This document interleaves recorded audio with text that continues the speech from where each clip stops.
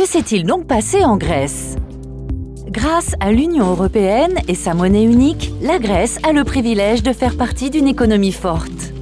Par contre, à cause de la paresse de ses travailleurs et son manque de compétitivité, c'est surtout elle qui achète aux autres pays. Cela force la Grèce à emprunter, encore et encore, pour rembourser ses emprunts et la fait entrer dans une spirale infernale d'endettement, sans parler du coût des Jeux Olympiques de 2004. L'État exsangue et il ne peut plus réguler sa monnaie comme avant l'euro. C'est une crise financière sans précédent. Heureusement, la Troïka est arrivée.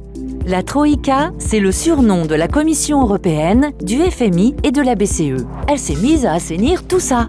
La Grèce a été invitée à revoir ses priorités, faire des coupes dans tout ce qui n'est pas utile, comme l'enseignement, la fonction publique, les routes, etc. Cela cause quelques petits problèmes pour la population pour se loger, se nourrir. Mais le plus important, n'est-ce pas de rembourser les banques?